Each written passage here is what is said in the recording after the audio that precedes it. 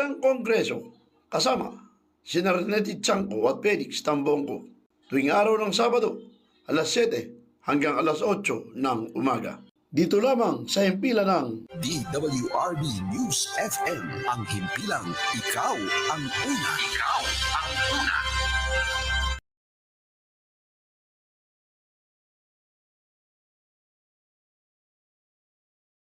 Ayun, abay 5 minuto makalipas ang ganap ng kapito ng umaga. Welcome back sa dito pa rin po sa Balitang Kongreso.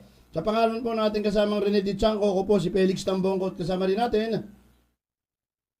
Magandang umaga muli ka Felix at ganoon din sa lahat po ng ating mga taga-subaybay. Siyempre, dahil wala po yung inyong iniidolo na si Rene Tiangco, ako muna yung makakasama ni ka Felix sa Balitang Kongreso. At tama-tama kasama Jim. Sa ating lahat. Kasama rin natin ngayon si Congressman Ompong Ordanes at tama-tama, mayroon tayong mga tatlong mga pangunahing issue na itatanong sa kanya ngayon. At pabatiin muna natin ang Ompong Ordanes ng Senior Citizens Party List. Yung Ompong, magandang umaga po. Welcome po dito sa Balitang Kongreso sa DWRB 103.9 News FM. Okay, magandang umaga sa inyo, Boss Felix, Boss Jimmy, at sa mga nakasubaybay sa ating mga listeners at viewers ng ating programa. Magandang umaga po. Magandang umaga po, Kong. Senior citizen. Nagsama-sama, tatlong senior. Magandang umaga, Kong. Oo. Tatlong Mga senior senior citizen. na. Anyway, Kong, unahin natin kasi nung nakaraang linggo, dapat sana nakapanayam natin kasama Jim si Kong Ompong, pero medyo apurahan kasi yung ating abiso sa kanya eh. At ang isa sa tinanong natin sa kanya, yung concern ng mga tiga-general na car, regarding doon sa sinasabing ang Oscar raw, hinihintay muna na mayroong mamatay para mayroong ipapalit sa pangalan. Pero hindi lang pala yun yung yung may problema kasi umabot na sa mahigit sa 1.8 million yung reaction doon, Congressman eh. Doon sa sagot nyo sa akin nung nakaraan. Pero, paano po tinitingnan ng Senior Citizens Party List yung Congressman? Yung patakaran ay pinatutupad ngayon ng mga OSCA sa bawat munisipalidad. Actually, naayon yun sa yung ating social pension for indigent senior citizens. Alam mo itong batas na to, ito ay napakaganda. Masama lamang ang implementation. Bakit ka mo? Kasi ito ay para sa mga indigent senior citizen. At nakakalungkot, maraming hindi talaga nabibigyan dahil nga sa limitado lamang yung recipients na binibigyan ng DSWD. Kaya ito ay meron silang tinatawag na waitlisted at saka yung kasalukuyang mga beneficiary. 4 na milyong mahigit itong mga binibigyan ito. Ngayon, kaya lang po yung waitlisted ay mapapasok dun sa natatanggap ay kailangang mabawasan yung mga kasalukuyang. Halimbawa, merong namamatay, dun lamang po ipapasok yung replacement na tinatawag. Hindi po nadadagdagan yung beneficiary. Ang problema po, kung malakas ka sa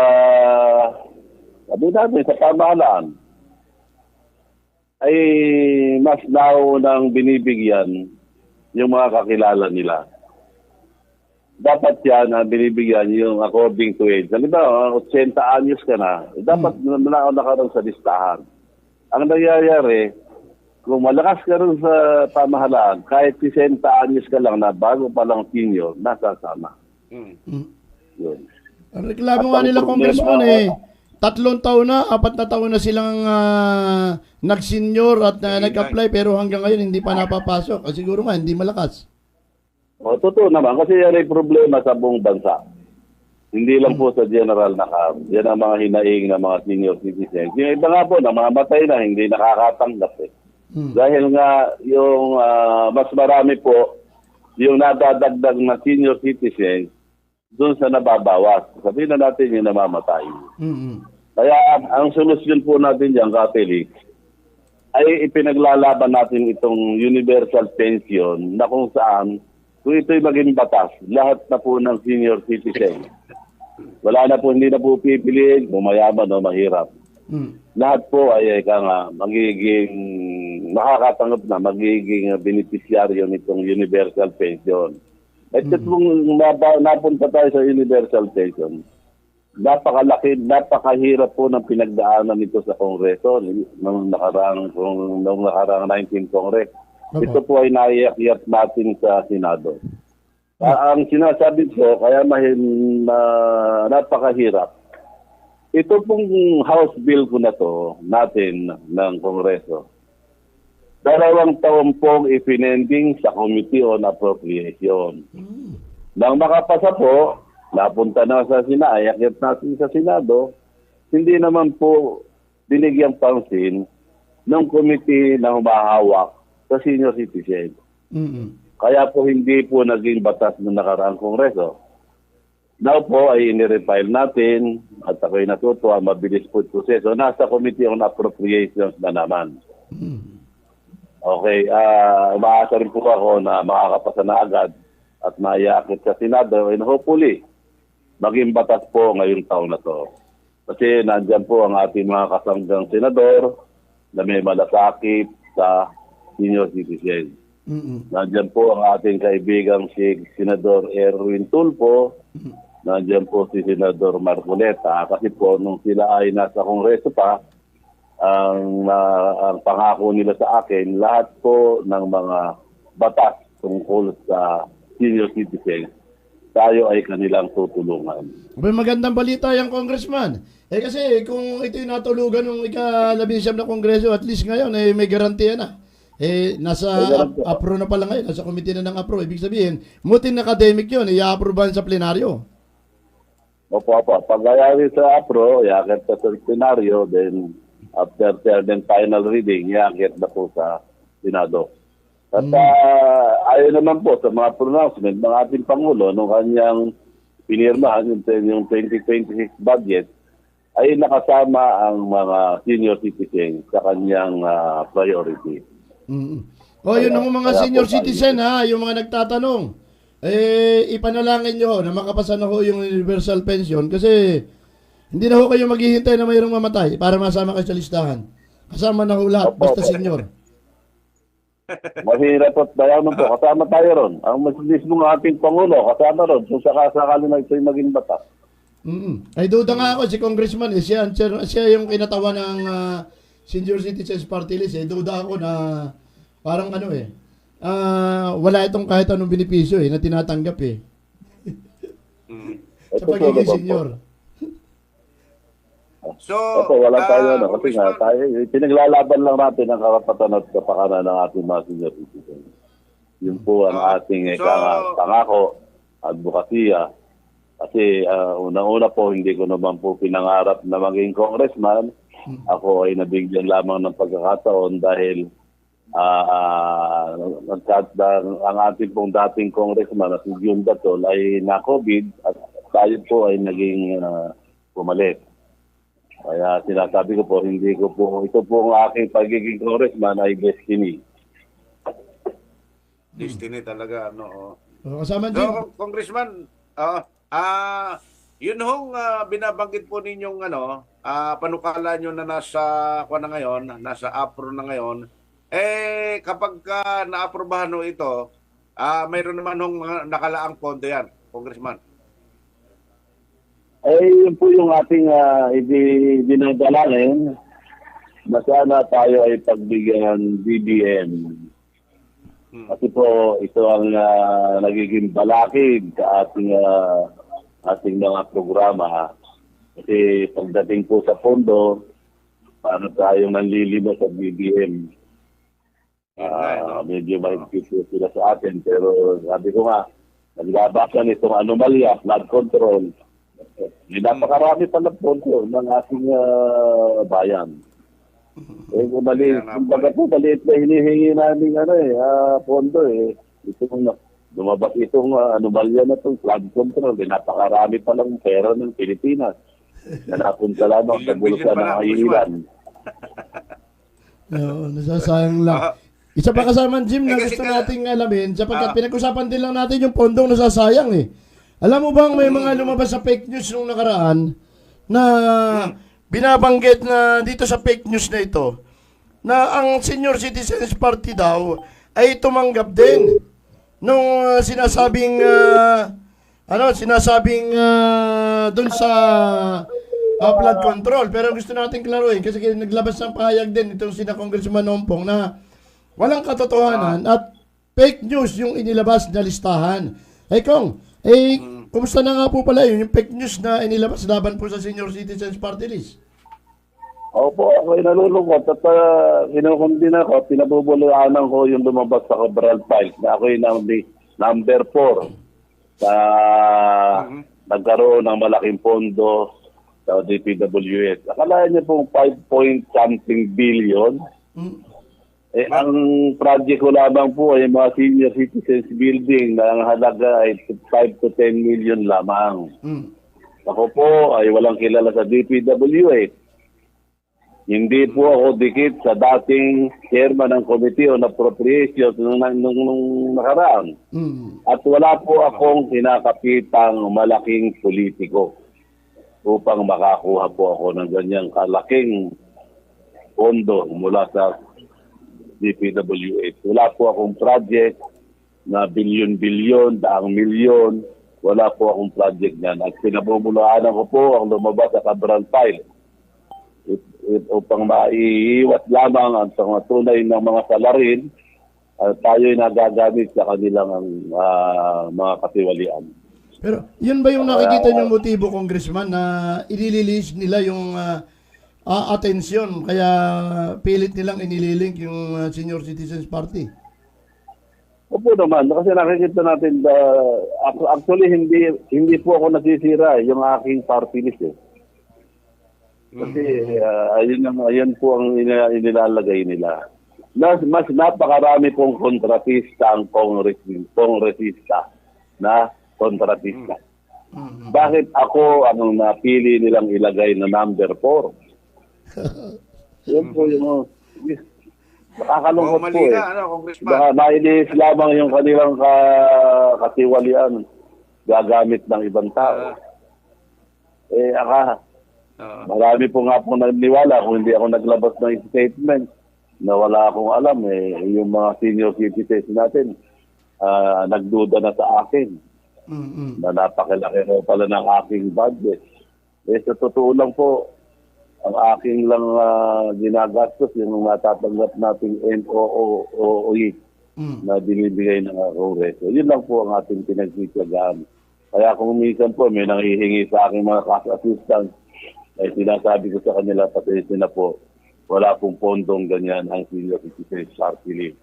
Nakakatulong po tayo, yung mga ayuda, yung medical assistance, yung tinatawag na guarantee letter ng DOA.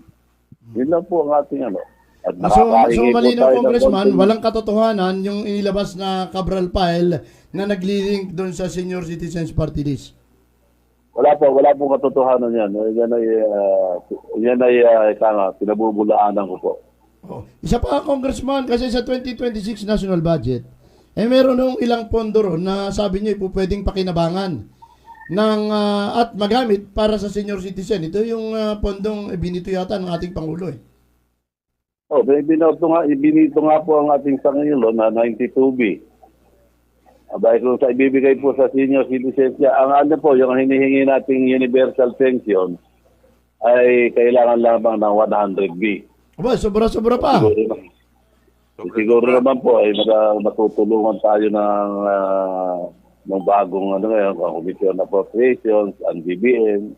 Sana naman po ay maging bukas sila ang isipan nila na matulungan ang senior citizens.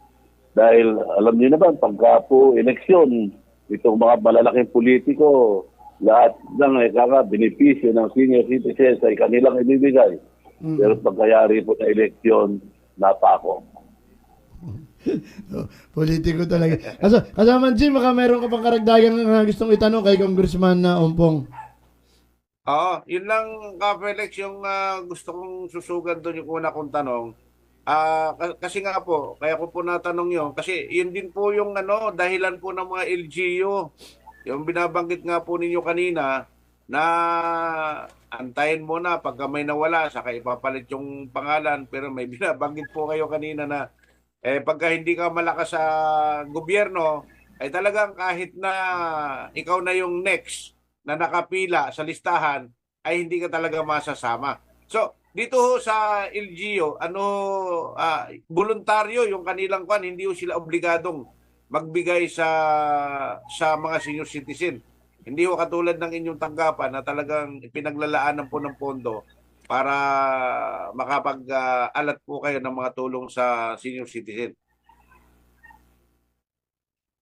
Opo. At ako, ito naman po, sa LGU po, dapat atasan ng mga mayor, ang mga OSCA, na wag naman pong pinipili yung dapat na mabigyan. Ang sinasabi ko, kung ang bigyan nila ng pagkakataong mabigyan, yung medyo nakakatanda na po. 60 anyos, 70 anyos. At yun naman po, ay malapit na magpantayang paano mga yan. Kahit pa paano, makatikiman lang sila ng konting benepisyo mula sa gobyerno. Iwasan na po natin yung ating pamumulitika. Ang problema po kasi, hindi ko naman po nila lahat.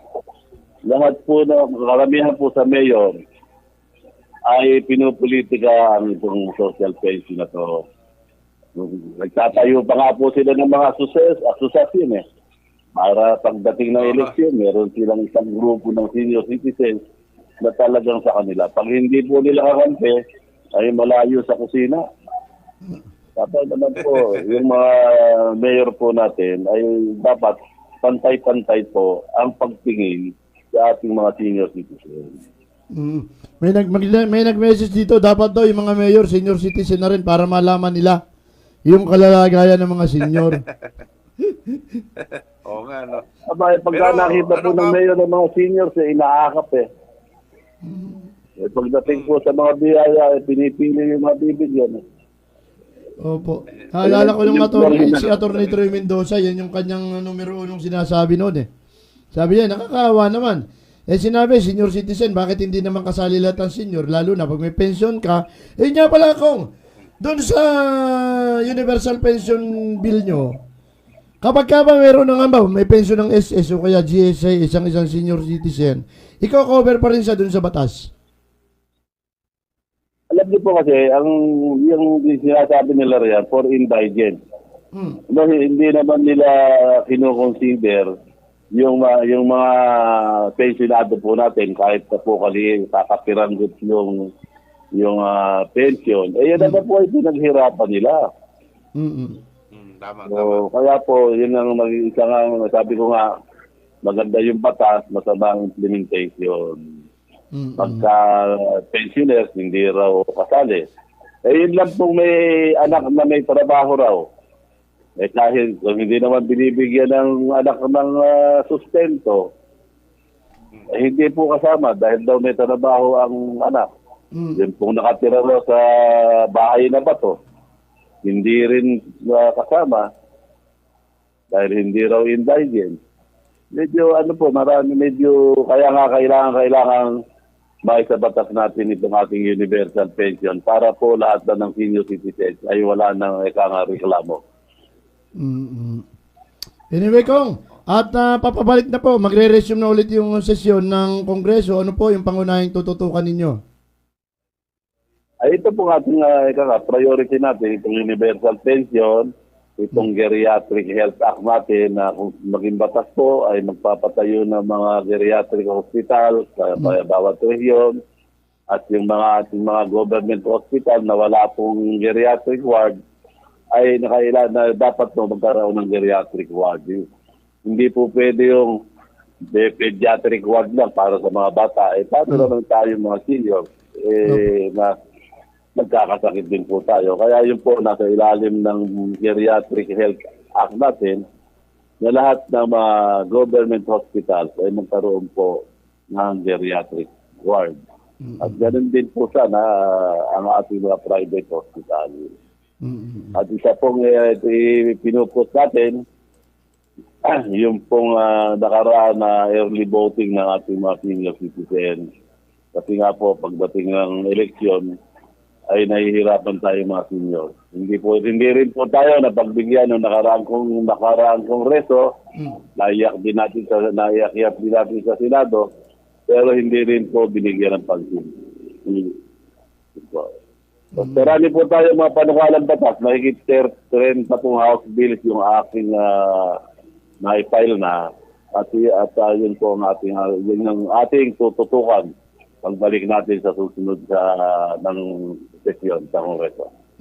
O kasama Jim, baka may pahabol ka pa kay Congressman. Oo, doon lang sa binanggit niya na early voting kasama ang Felix no at Congressman.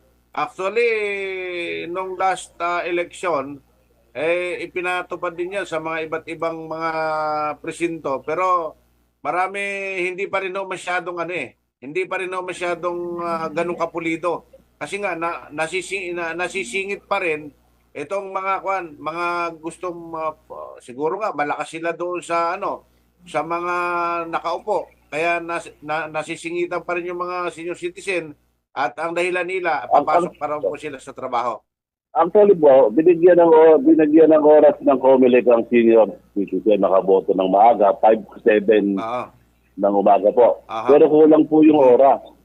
Kaya po nagkagulo-gulo, pagdating po ng alas 7, pinapasok na yung mga lahat ng botante.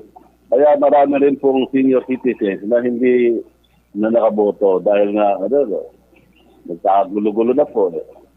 Kaya nga pinipos natin itong batas natin ito, panukalang batas, yung pagdating po ng susunod na eleksyon ay maging maginhawa na ang pagboto ng ating mga senior citizens. Andun ho lahat yung yung implementation, yung mga rules, kung ano ang nararapat. Dito kasi sa ginawa ng COMELEC, parang lang nila to, yung voluntaryo lang nila na ginawa para tulong nga doon sa mga senior citizen na may mga karamdaman, yung hindi nakalakad, hindi nakaka-access sa second floor. O Congressman?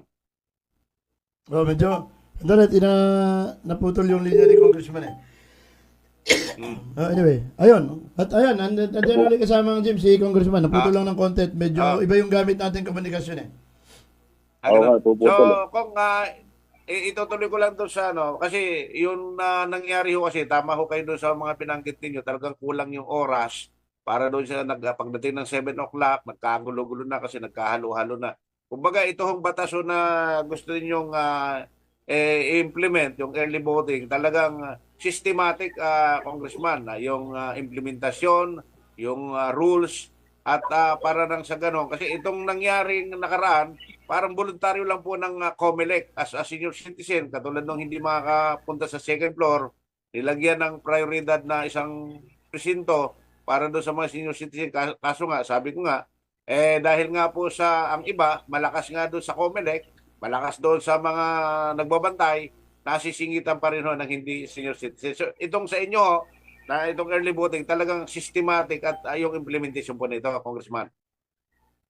Kasi po, nung ito yung naging batas, kaya po early voting, 1 week before election, yun po ang ibibigay na araw para ang lahat ng ang mga senior citizens ay makaboto. Yun. 1 week before scheduled election po. So, ibig sabihin, mas maraming senior citizens ang makakaboto na hindi na po kailangang makipagsiksikan sa mga presinto. Parang rin na to, parang Congressman, sa Capelex, sa atin, media. diba? Meron sa media. Sa media, may early voting tayo eh. Opo, kasama po yun. Mga lawyers kasama. Ayun, yan. So anyway, kasama Jim, baka pwede mong ihabol kay Congressman yung karanasan mo sa Bacolod. Mayroon bang sanksyon, katulad halimbawa sa isang bus terminal? Meron bang sanksyon yung pananagutan yung bus company kung hindi maglalagay ng mga lane para sa priority o senior citizen? Meron po. Yan, nasa yung mga priority rin po, meron din tayong nakalaan na upuan para sa mga senior citizens. Mm-mm. Ngayon po, meron kaming ipapasang bill na magkakaroon na po ng penalty ang lahat ng hindi sumusunod Mm. sa batas ng senior citizen. Kasi po yung walang ipin yung mga nakaraan, wala pong kaparusahan. Oo. So, lalagyan na po natin ang parusa para po magkaroon ng ipin yung batas para lahat po ng lumalabag na ayaw ibigay ang mga benepisyo at karapatan ng ating senior citizens ay magkaroon po sila ng kaukulang pakaparusahan. So ibig sabihin, meron pala kayong may amyenda pala kayo niyan na lagyan ng penal provision yung mga hindi magi-implement ng paglalagay ng mga priority lane. Kasi karanasan ni Kajimi sa Bacolod po walang priority lane matatanda, sinahawi ng mga kabataan Opo. Kasama po yan.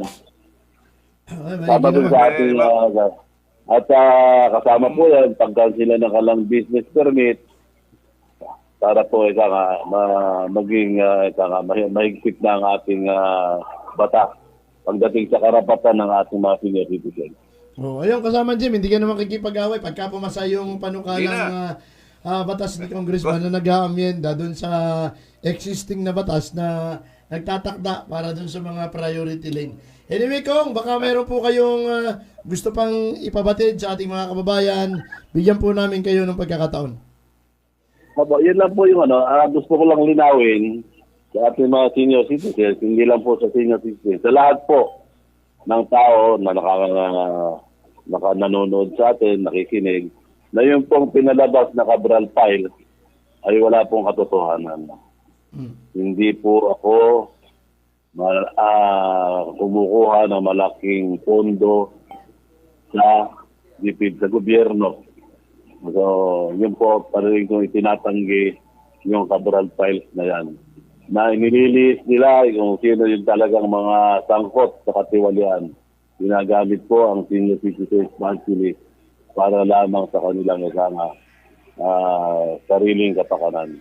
Yun po, at muli po, nagpapasalamat ako sa inyo, Kapelis, Jimmy, at ako'y binigyan nyo ng pagkakataon na maipaliwanag ko sa